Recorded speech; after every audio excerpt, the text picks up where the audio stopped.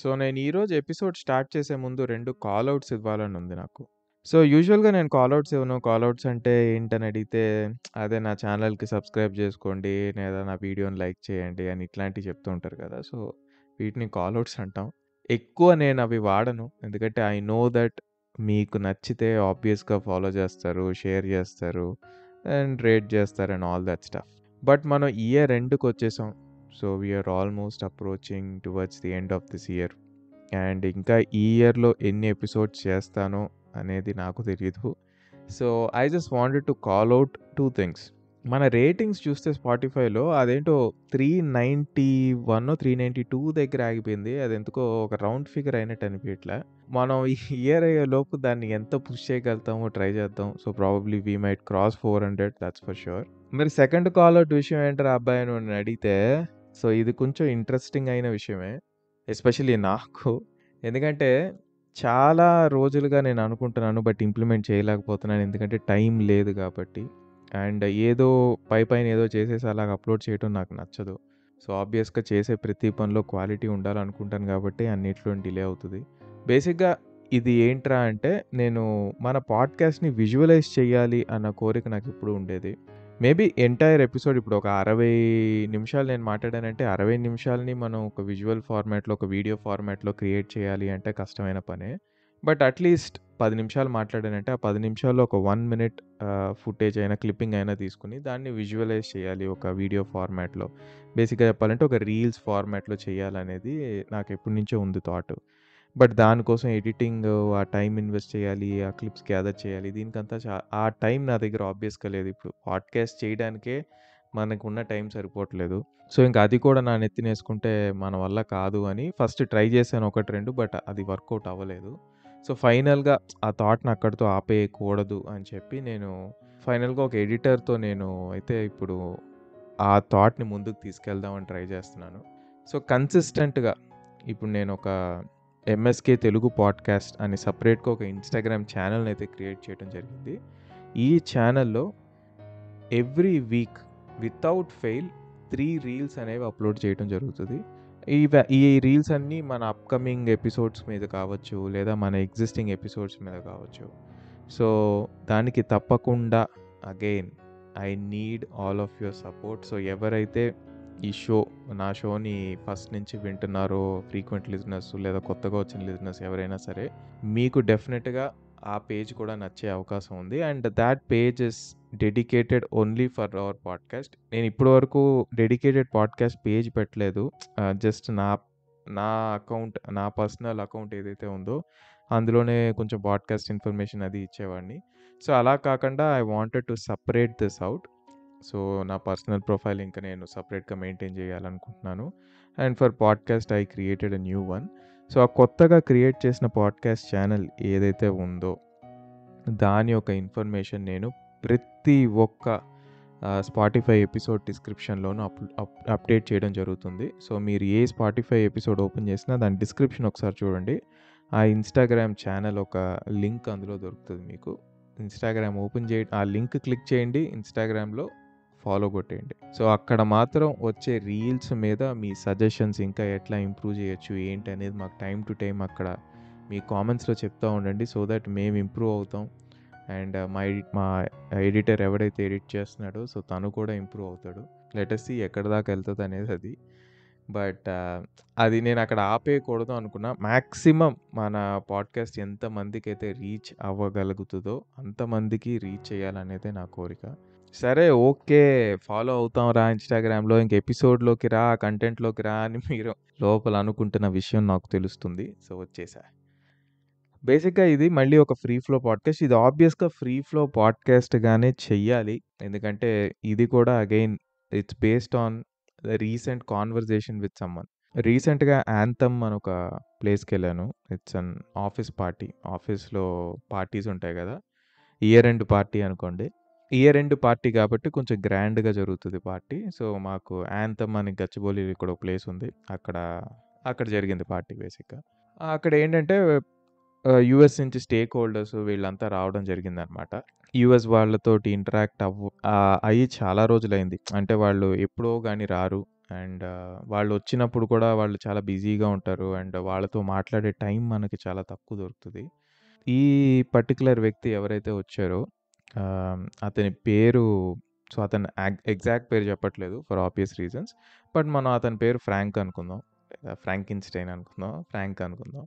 ఫ్రాంక్‌తో అతను చాలా పెద్ద పొజిషన్‌లో ఉన్నాడు. సో, బేసిక్‌గా కంపెనీ రీజినల్ హెడ్ అనుకోండి లేదా సేల్స్ డిపార్ట్‌మెంట్‌లో అతను చాలా పెద్ద పోస్ట్‌లో ఉన్నాడనమాట. సో, అతనితో నేను మాట్లాడే ఛాన్స్ అనేది ఈ పార్టీలో నాకు దొరికింది. ఎందుకంటే పార్టీలో ఆబ్వియస్‌గా అందరూ కొంచెం రిలాక్స్డ్ ఉంటారు. ఎప్పుడైనా సరే యూఎస్ నుంచి క్లయింట్స్ వస్తున్నారు అండ్ వాళ్ళతో మాట్లాడే అవకాశం మనకెక్కడ దొరుకుతదిరా అంటే ఇలాంటి పార్టీస్‌లోనే దొరుకుతది. ఎందుకంటే పార్టీస్‌లో కొంచెం అందరూ చిల్ ఉంటారు. ఇన్‌ఫార్మల్ ఉంటారు. అదే మీరు ఆఫీస్‌లో మాట్లాడాలంటే కొంచెం ఫార్మల్‌గా ఉంటాయి డిస్కషన్‌లు. ఏది కూడా ఇన్‌ఫార్మల్‌గా మాట్లాడే అవకాశం అనేది మీకు దొరకదు. పార్టీ అంటే అందరూ చిల్ మోడ్‌లో ఉంటారు. మీరు ఏం మాట్లాడాలనుకున్న ధైర్యంగా మాట్లాడే మూమెంట్ అనేది ఈ పార్టీస్‌లోనే కలుగుతది. సో, అలాగా నాకు after a long time me interacting with proper American citizen అనుకోండి. ఇప్పుడు అమెరికన్ సిటిజన్ అని నొక్కి ఒత్తాడించి ఎందుకు చెప్పానంటే, ఇక్కడి నుంచి మనోళ్ళు ఒక 2, 3 ఏళ్ళు అక్కడికెళ్ళి లేదా 5 ఏళ్ళు ఉండి తిరిగొచ్చి, అరే! నాకు మొత్తం తెలుసురా అమెరికా గురించి అదిరా, ఇదిరా అని మనం అమెరికా గురించి ఏదన్నా అడిగితే వాళ్ళు చెప్పే పాయింట్ ఆఫ్ వ్యూకి అక్కడే పుట్టి పెరిగి ఒక 60 ఏళ్ళు ఆ ప్రపంచాన్ని చూసిన ఒక వ్యక్తికి ద యాక్చువల్ కల్చర్ అనేది అర్థమవుద్ది. And you can get to know the actual culture from such people. So, అందుకనన్నానన్నమాట ఆ మాట. సో, ఈ ఫ్రాంక్ ఎవడైతే ఉన్నాడో సో, అతనికి almost he might be 60 close to 60 అనుకోండి. సో, వర్క్ ఎక్స్‌పీరియన్స్ కూడా ఇంక 60 అంటే మీకు ఆబ్వియస్‌గా అర్థమవుద్ది గదా! అతనికి ఎంతో వర్క్ ఎక్స్‌పీరియన్స్ ఉంటది ఆబ్వియస్‌గా. అండ్ అప్పటికి కూడా మంచి ఫిట్‌నెస్ మెయింటైన్ చేస్తున్నాడు. మనిషిని చూస్తే చాలా పర్ఫెక్ట్‌గా ఉన్నాడు. అసలా నడుము వంగినట్టు గానీ, లేదా నడకలో తేడా గానీ ఏదీ లేదు. సో, అతన్ని చూడగానే నాకు ఫస్ట్ అనిపించిన విషయం అది. అబ్బా! 60 ఏళ్ళకి మనం ఇలా ఉండగలమా అని.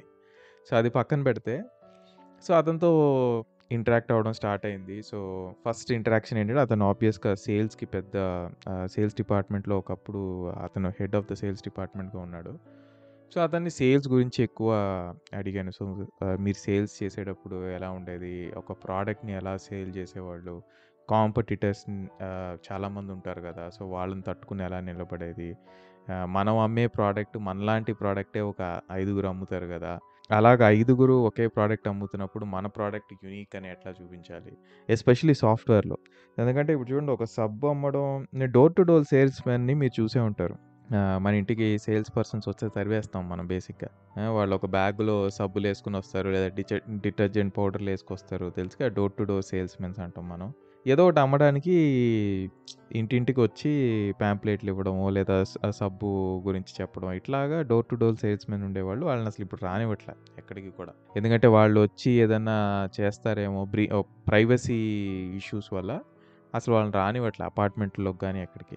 సో, సేల్స్ అనేది చిన్నగా డోర్ టు డోర్ నుంచి ఇప్పుడు డిజిటల్ ఆహ్, మార్కెటింగ్ ద్వారా మీకు చాలామంది ఇప్పుడు చూడొచ్చు మీరు పాంప్లెట్లు, అన్నీ పక్కన పెట్టి అన్నీ ఆన్‌లైన్ అడ్వర్టైజింగ్ అయిపోయింది. సో, సేల్స్ అనేది it has taken the digital shift. But softwares గురించి మీరు ఆలోచించారంటే ఇప్పుడు కూడా ఒక సాఫ్ట్‌వేర్ అమ్మాలి అంటే దానికి తగ్గ ఆడియన్స్ ఉంటారు సెపరేట్‌గా. సో, ఆబ్వియస్‌గా మనం సంచి తగిలిచ్చేసుకొని సబ్బులమ్మడానికెళ్ళినట్టు డోర్ టు డోర్ ఎళ్ళలేం. సో, ఆ ప్రాసెస్ ఎలా ఉంటది అని తెలుసుకోవడం చాలా క్యూరియస్‌గా ఉండింది నాకు. సో, ఎలా వీళ్ళు ఆ డెమోస్ ఇస్తారు?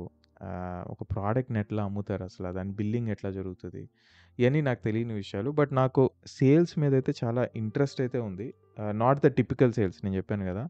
ఈ బ్యాగ్ తగిలించుకొని ఎళ్ళిపోయి సబ్బులమ్మే సేల్స్ కాకుండా there are so many other different cadres of sales. నాకేదన్నా ఒకటి కన్విన్స్ చేయటం ఇష్టం. ఎవరినైనా ఇప్పుడు నాకు నచ్చింది ఏదైనా ఉంటే నేను ఒక దాన్ని బిలీవ్ చేస్తున్నా అంటే, దాన్ని మాక్సిమం ఇంకొకడికి ఎట్లాగా నా పర్సెప్షనో లేదా నా పాయింట్ ఆఫ్ వ్యూలో నాకెట్లా అర్థమైందో, అవతల వ్యక్తి కూడా అదే నమ్మేలా చేయాలనేది నాకు చాలా ఉంటది. ఆ ఇచ్ అనుకోండి ఒక దురద.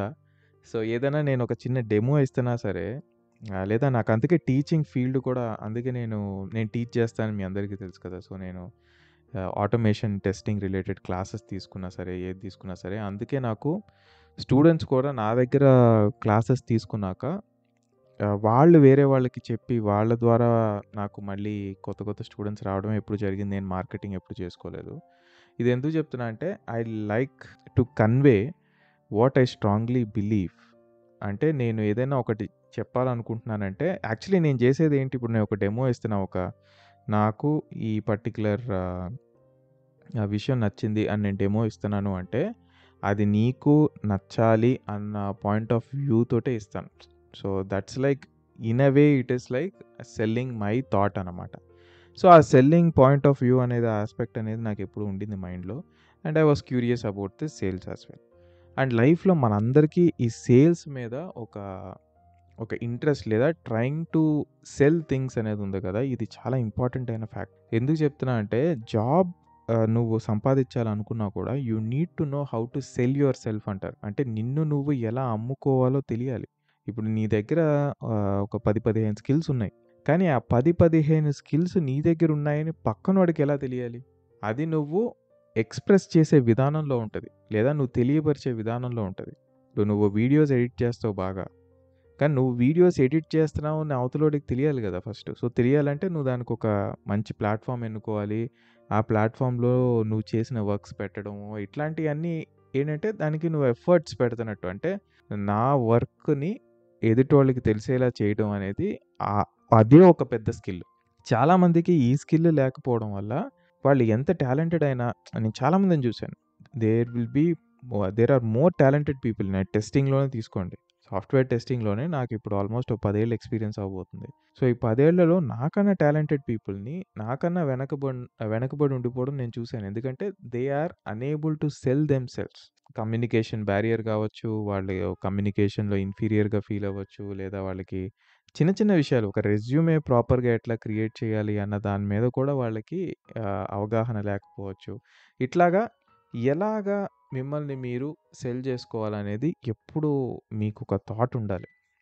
సో, స్కిల్స్ ఒక్కటే గాదు. ఆ స్కిల్స్‌ని సెల్ జేయడం గూడా ఇంపార్టెంట్. అందుకే అంటారు, developers are not good sales persons అని. Engineers are not good sales people. ఎందుకంటే మీరెప్పుడైనా డెవలపర్స్‌ని, ఈ అప్లికేషన్స్ డెవలప్ చేసేవాళ్ళని, లేదా హార్డ్ కోర్ మెకానికల్ ఇంజినీర్స్ ఉంటారు గదా! వాళ్ళు పెద్ద పెద్ద మిషనరీస్ తయారు జేస్తారు.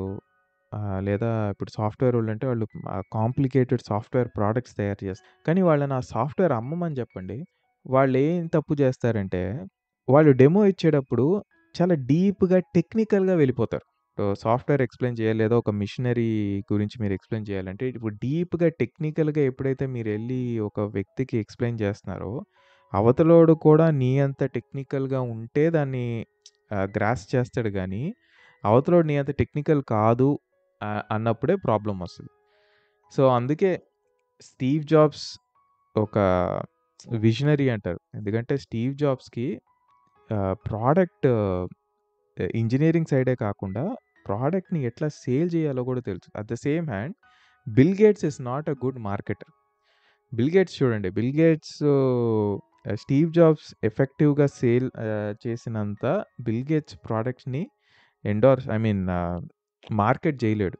అందుకే స్టీవ్ జాబ్స్ యాపిల్ ప్రెజెంటేషన్ చూడండి. బిల్ గేట్స్ ఏదన్నా ఒక ప్రొడక్ట్ లాంచ్ చూడండి. సో, మీకు ఆబ్వియస్‌గా అక్కడ డిఫరెన్స్ తెలిసిపోద్ది. స్టీవ్ జాబ్స్ అలా కట్టి పడేస్తాడు డెమో ఇస్తున్నప్పుడు ఆడియన్స్‌ని. బిల్ గేట్స్ ఇస్తున్నప్పుడు అంత ఎఫెక్టివ్‌గా ఉండదు. అది బిల్ గేట్సే ఒప్పుకున్నాడు. నాకు అమ్మడం అంత రాదు.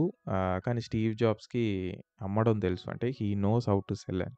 ఇదొక యాస్పెక్ట్ బేసిక్‌గా. ఇది సేల్స్ గురించి, ఎందుకంటే అతనితో నేను సేల్స్ గురించి ఎక్కువ మాట్లాడాను. చాలా విషయాలు తెలుసుకున్నాను కాబట్టి నాకు చెప్పాలనిపించింది. So, sales can make or break any company.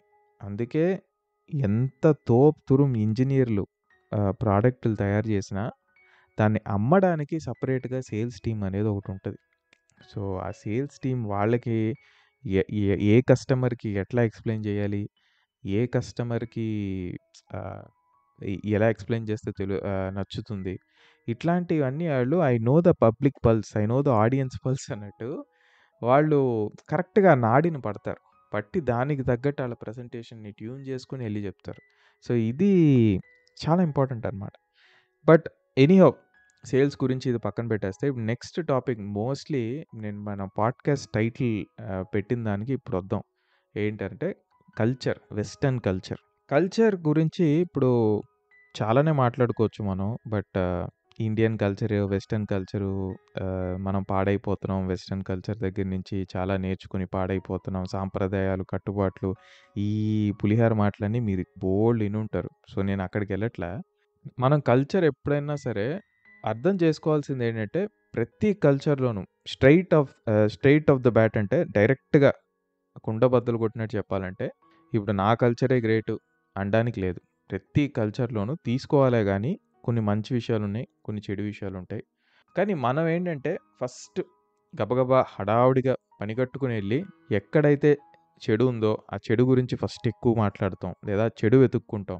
ఇదేంటంటే వైలెన్స్ కావచ్చు, లేదా బూతులు కావచ్చు, ఇట్లాంటి వాటి ఇన్‌ఫ్లూయెన్స్ ఒక మనిషి మీద చాలా తొందరగుంటాయి. On the contrary to good things. ఇదెందుకంటే మనం నేను చెప్పాను కదా! ఎమోషనల్లీ వైర్డ్ హ్యూమన్ బీయింగ్స్ మనం. ఏదన్నా సరే ఇట్స్ అగెయిన్స్ట్ ద లా. ఏదన్నా ఒక అడ్రిలిన్ ఇస్తుంది మనకంటే మనం దాని వైపు ఫస్టు మక్కువ చూపుతాం. అందుకే యూత్ ఇట్లాంటి యంగ్‌స్టర్స్ ఎస్పెషల్లీ నువ్విది చెయ్యకు అంటే వాళ్ళది చేయటానికి ఇంట్రెస్ట్ చూపిస్తారు. కనీసం నీ ముందు చేయకపోయినా నీ పక్కకెళ్ళి అది చెయ్యాలనుకుంటాడు. ఎందుకంటే క్యూరియాసిటీ. ఈడెందుకు ఇది చెయ్యొద్దన్నాడు? ఇది జేస్తే ఏమవుద్ది? ఇప్పుడు ఈడిలా మాట్లాడొద్దంటున్నాడు. ఇలా మాట్లాడితే మంచి అంటున్నాడు. ఇలా మాట్లాడితే చెడు అంటున్నాడు. సో, నేను చెడుగా మాట్లాడి చూస్తా ఏమవుద్ది? సో, ఎవడికాడికి ఒక క్యూరియాసిటీ ఉంటది. Especially at the younger age. ఇది చేస్తే ఏమవుతది అని తెలుసుకోవాలని వాడికుంటది. నేను తెలుసుకొని ఒకవేళ నాకిది కరెక్ట్ కాపోతే అప్పుడు చూద్దాంలే అని ట్రై చేద్దాం అనుకుంటాడు ఆడు ఏదైనా. మేబీ 100లో ఒకడో, ఇద్దరో మీరు చెప్పిన మాటలు ఇని అది చేయకుండా ఆగిపోవచ్చు. But most of the youngsters teenage mindset ఎట్లా ఉంటదంటే, ఒకటి చెయ్యొద్దు అన్నామంటే అది వాళ్ళకి చెయ్యాలని ఉంటది. ఎందుకంటే ఔట్ ఆఫ్ క్యూరియాసిటీ. సో, ఆ క్యూరియాసిటీని తగ్గించాలంటే మనుషుల్లో మనం ఏం జేయాలంటే ఎగ్జాంపుల్స్ చూపిచ్చాలి. ఒరేయ్! ఇది చెయ్యొద్దు అని చెప్పడం కన్నా, నేను చెప్పాను గదా! ఇది చేస్తే ఏమవుతది అనేది వాళ్ళకి చూపిచ్చగలిగితే, ప్రాక్టికాలిటీ వాళ్ళకి చూపిచ్చగలిగితే ఇంకా బెటర్‌గా అర్థం చేసుకుంటాడు. ఒరేయ్! ఇప్పుడు డబ్బులు దాసుకో, డబ్బులు ఖర్చు పెట్టకు అని ఒక మాట చెప్తే దాని ఇంపాక్ట్ అంత ఉండదు. అలా కాకుండా మీరు "ఒరేయ్! నువ్వు రోజు ఇంత డబ్బులు దాసుకో. నువ్వు రోజు రూ. 100 దాయి. నువ్వు రోజుకి రూ. 100 దాస్తే అది ఇయర్ అయ్యాక, ఒక సంవత్సరం అయ్యాక ఆ 100 నువ్వు దాసింది ఎంతగా మారుతుంది. ఆ మారిన దాంతో నువ్వు ఏం కొనొచ్చు" అని ఆడికి ఒక ప్రోడక్ట్ కూడా చూపిచ్చి డైరెక్ట్ ఇదిగో నువ్వు ఇది కొనాలనుకుంటున్నావు గదా! ఇది కొనాలనుకుంటే నువ్వు రోజుకి ఇంత దాయి. ఒక సంవత్సరానికో, 2 సంవత్సరాలకో ఇది నీదవుద్ది. అని ఆడికొక టార్గెట్ పెడితే అప్పుడేమవుతుందంటే మీరు వాడికి ఒక ఎగ్జాంపుల్ ఇస్తున్నారు. వాడికి ఏదో ఒక గోల్ ఇస్తున్నారు. సో, వాడికి ఓకే. సో, ఇలా మనకేదన్నా కావాలంటే దానికోసం ఇలా దాస్తే మనకది వస్తది అనే ఒక పర్పస్ క్రియేట్ అవుద్ది. అంతేగాని మోస్ట్ ఆఫ్ ద టైమ్ మన జనరేషన్‌లో ఎస్పెషల్లీ మనం చిన్నప్పుడుండి, మనం పెరుగుతున్నప్పుడు ఏంటంటే, మనకి ఎగ్జాంపుల్స్ ఎవరు ఇవ్వలేదు. మనకి ఎంతకాలం చెప్పడమే జరిగింది. "రేయ్! డబ్బులు ఖర్చు పెట్టుకో, డబ్బులు దాసుకో పనికొస్తాయి" అంతే. అక్కడితో ఆగిపోయేది. డబ్బులు దాసుకో పనికొస్తాయి. అక్కడితో మన ఫైనాన్షియల్ లిటరసీ అనేది పేరెంట్స్ దగ్గర నుంచి కట్ అయిపోయేది. బట్ ఎందుకు దాయాలి?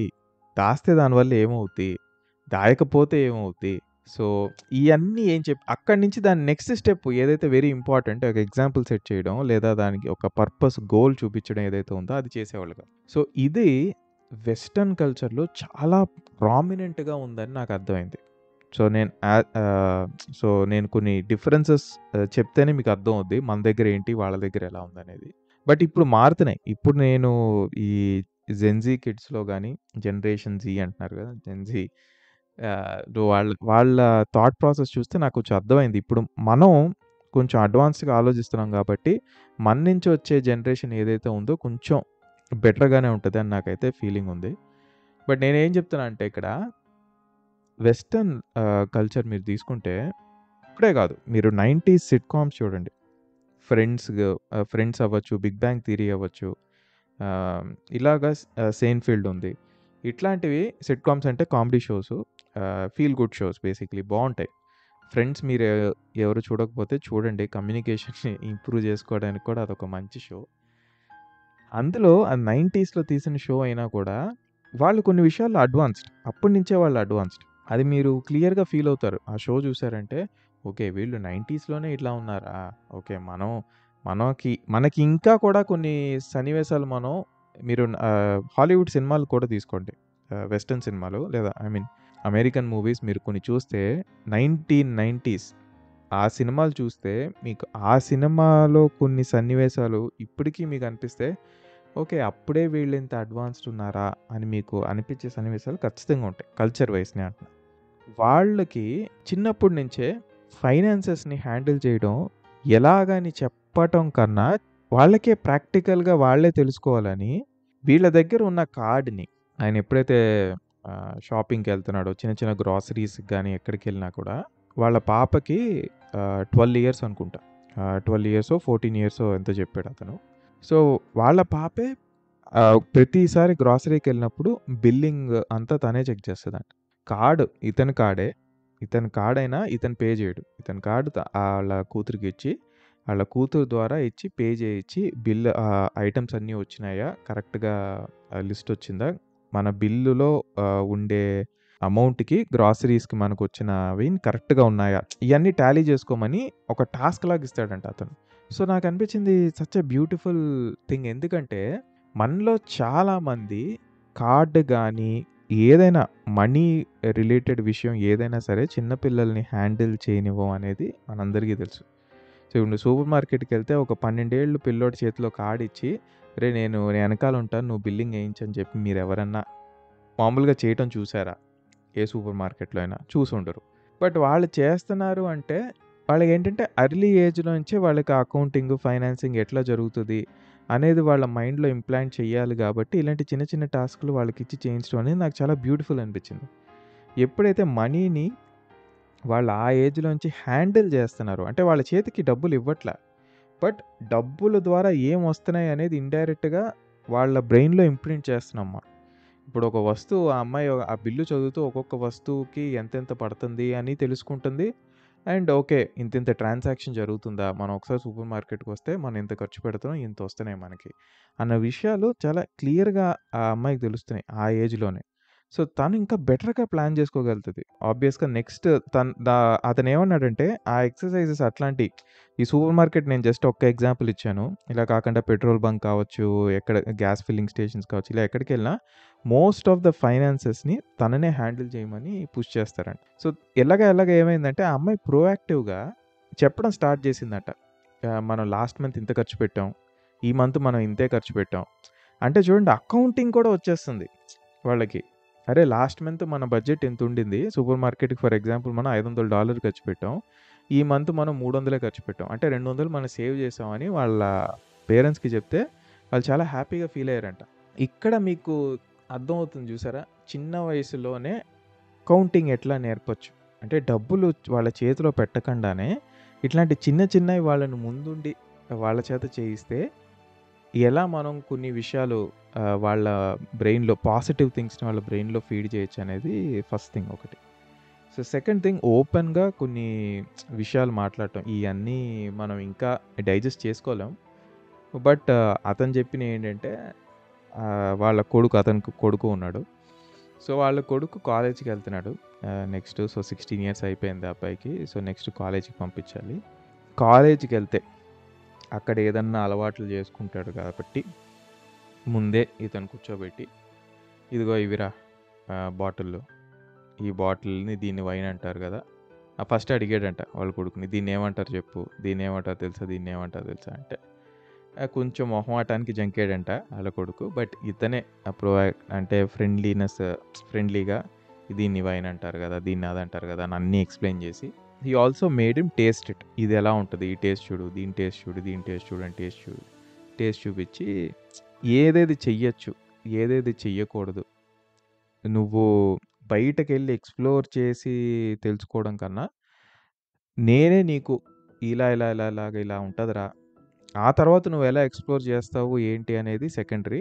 బట్ ఫస్ట్ నా ద్వారా నీకు ఇవి ఇట్లా ఉంటాయి అని ముందే నేను ఇంట్రడ్యూస్ చేయాలి అనుకున్నాను నేను. సో, అందుకే ఈరోజు ఇలా మాట్లాడదాం అనుకున్నాను. సో, అది ఇది అని చెప్పి ఒకటి చెప్పాడు. ఇది ఆబ్వియస్‌గా మనం ఇది మంచిదా? ఇది చెడ్డదా? ఇదేంటి అనేది నేను ఒక గ్రే ఏరియాలో వదిలేస్తున్నాను. ఆబ్వియస్‌గా మనలో చాలా మందికి నచ్చకపోవచ్చు. అదేంటి 16 ఏళ్ళు పిల్లోడికి కూర్చోబెట్టి ఈ వైను, విస్కీల గురించి ఇప్పుడు ఇయన్నీ చెప్పడం అవసరమా? అది తెలీదు మనకి. అతని పాయింట్ ఆఫ్ వ్యూ నాకు అతను చెప్పింది కరెక్టే అనిపిచ్చింది. ఎందుకంటే ఆబ్వియస్‌గా ఒకడు కాలేజ్‌కెళ్తున్నాడు. కాలేజ్‌కెళ్తున్నాడంటే ఆడు చెప్పకుండా కొన్ని విషయాలు చేద్దాం అనుకుంటాడు. సో, అలా చెప్పకుండా చేయటం బదులు నాకు చెప్పి చేస్తాడేమో అట్‌లీస్ట్ ఇలాంటివి అతనడిగాను నేను. సో, ఒక 16 ఏళ్ల పిల్లోడు అంటున్నాడు గదా! సో, మీరు ఒకవేళ ఇప్పుడు ఈరోజు అయి చూపించుండకపోతే వాడు ఫ్యూచర్‌లో అసలు అవి అలవాటే చేసుకునేవాడు కాదేమో గదా! భయపడేవాడేమో గదా! అని అడిగితే అతను అలా కాదు. నువ్వు ఒక్క యాంగిల్‌లో ఆలోచిస్తున్నావు. ఒకవేళ అసలు అలవాటే చేసుకోకపోతే మంచిదే. కానీ ఒకవేళ అలవాటు చేసుకొని నాకు చెప్తే ఏమనుకుంటాడో అని నాకు చెప్పకుండా అలవాటు చేసుకోవడం ఇంకా రాంగ్ కదా!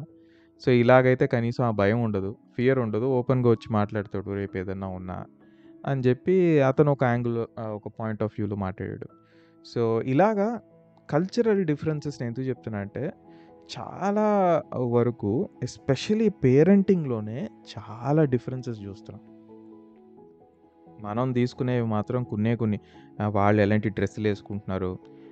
ఈ డ్రెస్సా? ఓహ్! పొట్టి డ్రెస్సులు ఈ ఫస్ట్ ఈ కల్చర్ అనేది మనం స్టైల్ అంటే ఇప్పుడు ఎలా చెప్పాలి? కల్చర్ అనేది మనం అసలు కల్చర్‌ని, ఫ్యాషన్‌ని 2 మిక్స్ చేసి పడదొబ్బుతున్నాం. సో, మనం ఏంటంటే వెస్టర్నర్స్ దగ్గర నుంచి ఇన్‌ఫ్లూయెన్స్ అయ్యేది మోస్ట్‌లీ మనం ఏం తీసుకున్నాం అంటే ఫ్యాషన్ ఎక్కువగా గ్రాబ్ చేసాం వాళ్ళది. బట్ నాకింకా కల్చర్ అనేది అసలు మనం గ్రాబే చేయలేదు అని అనిపించింది. అంటే కొన్ని కొన్ని గుడ్ థింగ్స్‌లో ఇలాంటి విషయాల్లో నేను చెప్పేది.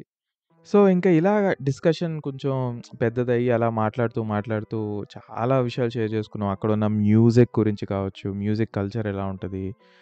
లేదా ఇన్ టర్మ్స్ జస్ట్ ఆర్కిటెక్చర్ అక్కడ స్ట్రీట్స్‌లో ఆర్కిటెక్చర్స్ ఎలా ఉంటాయి? వాళ్ళు బిల్డింగ్స్ ఎందుకంత బ్యూటిఫుల్‌గా ఒక స్ట్రక్చర్ ఎలా మెయింటైన్ చేస్తారాళ్ళు? మన దగ్గర జస్ట్ పేకమేడలు కట్టినట్టు ఏదో ఫ్లోర్ మీద ఫ్లోర్ యేసుకుంటూ ఎళ్ళిపోతాం. బట్ మనకి ఇలాగా ఒక స్ట్రక్చర్ ఉండాలి. ఒక ఆర్ట్ ఉండాలి.